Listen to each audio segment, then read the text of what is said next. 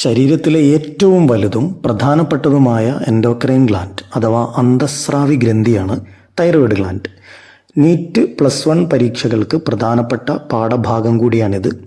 ഇത് സിമ്പിളായി പഠിക്കാനുള്ള ശ്രമമാണ് ഈ വീഡിയോയിൽ. അപ്പോൾ ബയോടിപ്സിൻ്റെ മറ്റൊരു വീഡിയോയിലേക്ക് എല്ലാവർക്കും സ്വാഗതം. ഈ വീഡിയോ നിങ്ങൾക്ക് ഉപകാരപ്പെട്ടാൽ നിങ്ങളെ കൂട്ടുകാർക്ക് കൂടി ഷെയർ ചെയ്ത് കൊടുക്കാൻ മറക്കണ്ട. അപ്പം നമുക്ക് നേരെ വിഷയത്തിലേക്ക് വരാം.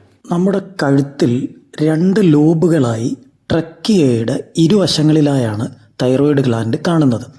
ട്രക്കിയ എന്ന് പറഞ്ഞാൽ വിൻപൈപ്പാണെന്നറിയാലോ, അതായത് ശ്വാസകോശത്തിലേക്ക് ലങ്സിലേക്ക് എയർ കൊണ്ടുപോകുന്ന പൈപ്പ്. ഇതിൻ്റെ ഇരുവശങ്ങളിലായാണ് നമ്മുടെ തൈറോയിഡ് ഗ്ലാൻഡ് കാണുന്നത്. ഈ 2 ലോബുകളെ അല്ലെങ്കിൽ ഇതളുകളെ കണക്ട് ചെയ്യുന്ന ഒരു തിൻ കണക്റ്റീവ് ടിഷ്യൂ ഫ്ലാപ്പ് ഉണ്ട്. ഇതിനെ നമ്മൾ ഇസ്തമസ് എന്നാണ് വിളിക്കുന്നത്. പൊതുവെ പ്രധാനപ്പെട്ട ഭാഗങ്ങളെ കണക്ട് ചെയ്യുന്നതിനെയൊക്കെ ഇസ്തമസ് എന്നുള്ള വേർഡ് ഉപയോഗിക്കാറുണ്ട്. ഇനിയും ഇത് നമുക്ക് പല ചാപ്റ്ററിലും കാണാം. അതുകൊണ്ട് ഓർത്തു വെക്കുക, 2 ലോബിനെയും കണക്ട് ചെയ്യുന്നത് ഇസ്തമസ് ആണ്. ഇനി തൈറോയിഡ് ഗ്ലാൻഡിന്റെ അനാട്ടമിയിലേക്ക് അല്ലെങ്കിൽ അതിൻ്റെ ഉള്ളിലുള്ള ഭാഗങ്ങളിലേക്ക് വന്നാൽ ഏറ്റവും പ്രധാനപ്പെട്ട തൈറോയിഡ് ഫോളിക്കിൾസ് എന്ന് വിളിക്കുന്ന ഒരു ക്യാവിറ്റി അല്ലെങ്കിൽ സ്പേസ് ഉൾക്കൊള്ളുന്ന പാർട്ടുകളും അതേപോലെ തന്നെ ബാക്കി വരുന്ന സ്ട്രോമൽ ടിഷ്യൂസും ആണ് ഉണ്ടാവുക. അപ്പോൾ തൈറോയിഡിനുള്ളിൽ 2 പാർട്ടാണ് ഉണ്ടാവുക, തൈറോയിഡ് ഫോളിക്കിൾസും അതേപോലെ തന്നെ സ്ട്രോമൽ ടിഷ്യൂസും.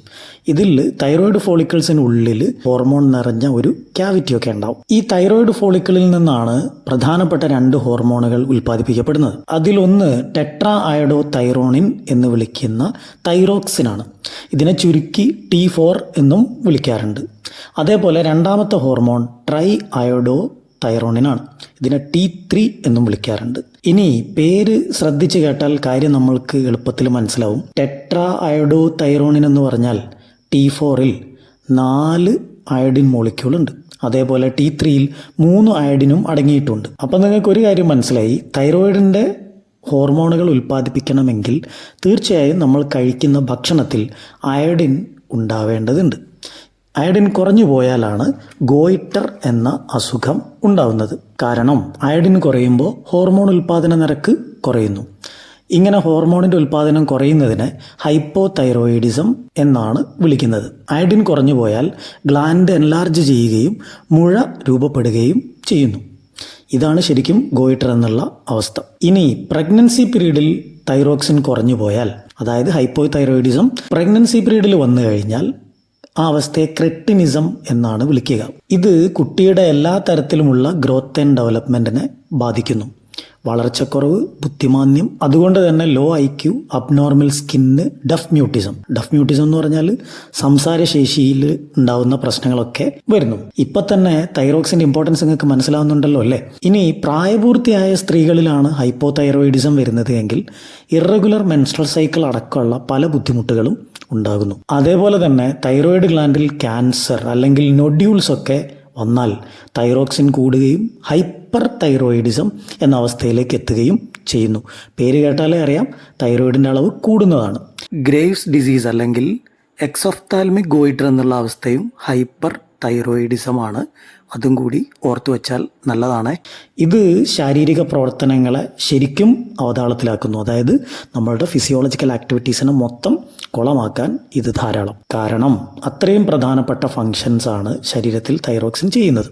ഉദാഹരണത്തിന് നമ്മുടെ ശരീരത്തിലെ BMR അല്ലെങ്കിൽ ബേസൽ മെറ്റബോളിക് റേറ്റ് മെയിൻറ്റെയിൻ ചെയ്യുന്നത് തൈറോക്സിനാണ്. അതായത് അടിസ്ഥാനപരമായി നമ്മുടെ ജീവൻ നിലനിർത്താൻ ശരീരത്തിൽ ജീവൽ പ്രവർത്തനങ്ങളുടെ ഭാഗമായി ഒരുപാട് കെമിക്കൽ റിയാക്ഷൻസ് അല്ലെങ്കിൽ മെറ്റബോളിസം നടക്കേണ്ടതുണ്ട്. അത് നടത്തുന്നത് തൈറോക്സിനാണ്. ഈ മെറ്റബോളിസത്തിൻ്റെ കൂട്ടത്തിൽ കാർബോഹൈഡ്രേറ്റ്, പ്രോട്ടീൻ, ഫാറ്റ് മെറ്റബോളിസം ഒക്കെ നടത്താൻ സഹായിക്കുന്നത് തൈറോക്സിനാണ്, മറക്കരുത്.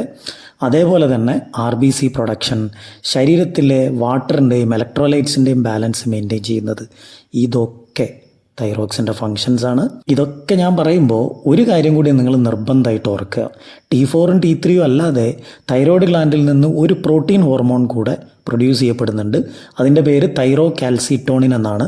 TCT എന്നും വിളിക്കാറുണ്ട്, കാൽസിറ്റോണിൻ എന്ന് മാത്രവും പറയാറുണ്ട്. ബ്ലഡിലെ കാൽഷ്യത്തിൻ്റെ അളവ് കുറയ്ക്കുന്ന ഹോർമോണാണ് തൈറോകാൽസിറ്റോണിൻ. ഇത് പേര് കേൾക്കുമ്പോഴേ അറിയാം കാൽഷ്യവുമായി ബന്ധപ്പെട്ടയാളാണ് എന്ന്.